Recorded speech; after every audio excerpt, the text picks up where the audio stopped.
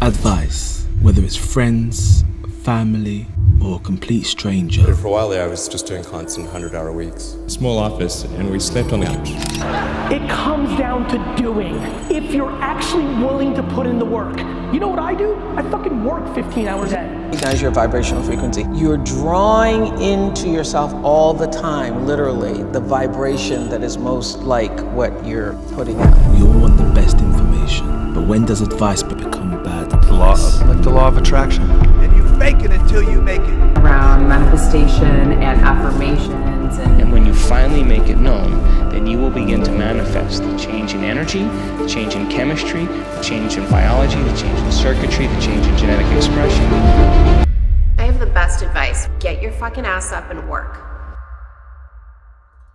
And there is some common advice that you hear thrown about, especially when you're starting out a career. And I remember stepping into the office of the careers advice, and they literally sat me down and it was a case of, what qualifications do you have? And the advice was a bit sterile, it was a bit cold, and the person obviously had a template that they were working off, and it was simply a case of insert candidate's name here. And they spewed out the same garbled pieces of information they did with everybody else. That was just copied and pasted. And I remember feeling hugely disheartened because there was no real conversation about who I was and who I am. Most advice is simple, just do it and it will be fine. When in reality it could be astonishingly difficult to implement. Easier said than done comes to mind. And we all like to hear pieces of advice, especially when it comes from a person who has what we desire. But the thing is though, we can't duplicate someone else's success. It's like asking for yesterday's winning lottery numbers. They worked for someone else, right? So it should work for me. And as lovely someone else's advice may sound to you, it may not work out for you. So let's talk about some of the most commonly pieces of advice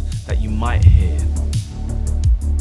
Find your passion. It's the mantra that is dictated to everyone from when you're in college and to pretty much anyone else that is looking for happiness. Just commit to your passion, they say, and you'll have a great career. Who wouldn't want that, right? And the logic behind the passion hypothesis goes like this. Identify pre-existing passion, find a career that matches your passion and interests, and then magically pursue your career no matter what. Following your passion is an attractive message, and it's definitely a popular one. The thing with following your passion is that not all passions are created equal. Some passions may not be profitable in the beginning, and the financial responsibilities of life can make this really difficult. Being passionate about what you do is a sure driver of success, and sometimes it is somewhat packaged as an all or nothing approach that leaves out the steps along the way that could be crucial to your success. And it kind of assumes that you have one passion in life, and people are multifaceted. We may have many passions across our lifespan, some of which that we might not even be aware of. Or maybe it's something that you can't quite call it a passion yet. Because most people need time to explore to see what draws their attention. And I remember having a huge interest in Banksy and guerrilla art, to the point where I'd go to exhibitions and even attempt to do some of the art myself,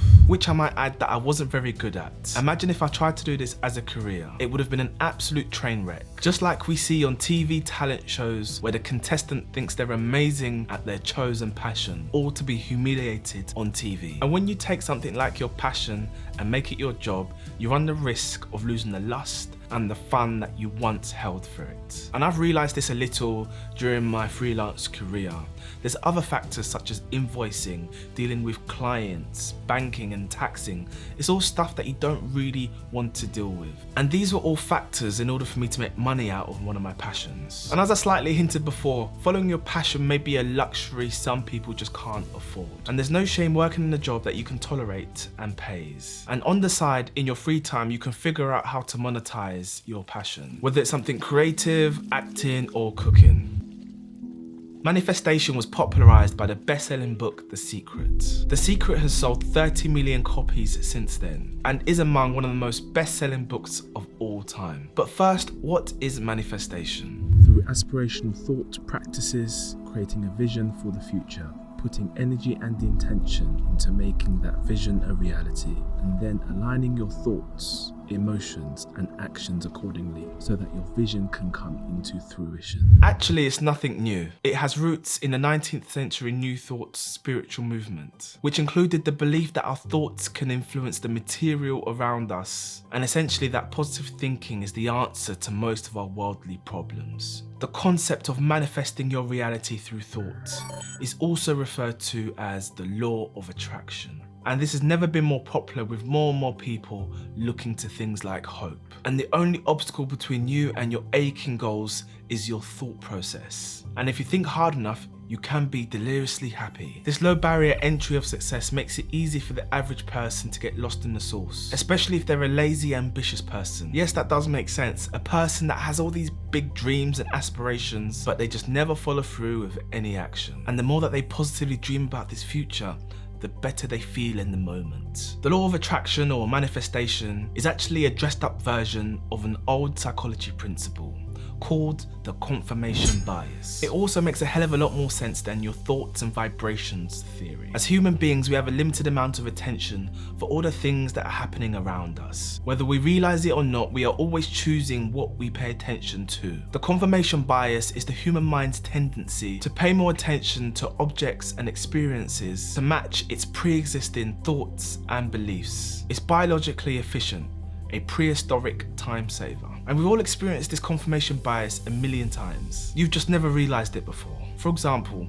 when you spend years driving, not paying any attention to what cars people drive, and then suddenly when you're in the market for looking for a new Audi, for example, all you see are Audis. You see what colours they are, you know what number plates it is, the model, the engine size. You notice the details and you imagine what car you will buy. And essentially the secret in books like these is an attempt to piggyback off the confirmation bias and use it to its advantage. And when you become delusionally positive about yourself for a long enough period of time, your confirmation bias will kick in and you will only relate to things in your life that match your new belief. And this is actually beneficial, at least at first, for those people who have a negative view of themselves. But at some point you need to question yourself and acknowledge doubt. And the law of attraction requires that you never doubt yourself. You never consider the negative repercussions. You never indulge in a devil's advocate. And this is confirmation bias overload. And yes, intention is important, and that's fantastic, to have a visualization of an ideal future. But a vital part of that equation is to add some strategy, action, and consistency. Work hard. It promises riches for your life that you've always wanted, at the low price of your time, energy, relationships. I remember having my first job and I was so excited. I was proud of myself that I was working in the office and that I had my own desk. Yes, believe it or not, I was excited that I had my own desk. Only to realize that all the hours that I'd be working was a punch in the stomach, 10 or 11 hour days. And it was at this point in my life that it was the closest I've ever been to burnout. I was constantly in a state of stress and I ended up leaving. And I was gutted and disappointed with myself. I thought working hard would solve everything. And with cultures with endless working hours, it's just a matter of working hard. And whilst I'm not negating working hard is a crucial component for success, I think working smarter may be a better approach. Hustle culture and the work hard notion is a narrow view on the idea of success. However many hours you spend in the pursuit of money, power, and status, it overlooks other versions of success: family, travel, being healthy, maintaining healthy relationships, having an impact and a meaningful role in society. And it feeds into the notion that people who aren't rich don't work hard, which obviously isn't true. And I've heard plenty of statements, people bragging of how many hours they've worked in a week, or advocating the idea of sleeping less in order to get more done. Hustle culture is ludicrous, including the rise and grind mindset and the ethos of constantly working in the pursuit of a grand goal. And we can get so caught up in the adrenaline rush of reaching a mountaintop as quick as we can that we forget to enjoy the view. And I've seen a microcosm of this on holiday, where you can be in the most beautiful settings and everyone's there taking pictures or viewing it through their phone with the grand goal of posting it on the gram. And just like the other 2 points, they focus on the goal. Most of enjoyment comes from the process, the day-to-day activities. You see, the thing about hustle culture is that it can prey on your hunger to succeed, and feed in your fear of failure. The drive to work harder and stronger might feel good in the moment, but by not recognizing your limits, or even ignoring them, could be dire to your well-being. Working smarter could be focusing on 20% of your actions that could be giving you 80% of your results. Could give you the time to reset and recoup. There's no shame in it, and maybe later on down the line, you can create sprints where you work hard and then rest. And while advice can be helpful, it's important to remember advice is only advice. It's not set in stone. Anyways guys, that brings me to a close. If you like this video, please smash the like button. If you have anything to say, or you just want to say hello, please comment below. I will reply back. I really do appreciate every single one of you guys. And yes, I'll see you guys in another video. Bye bye.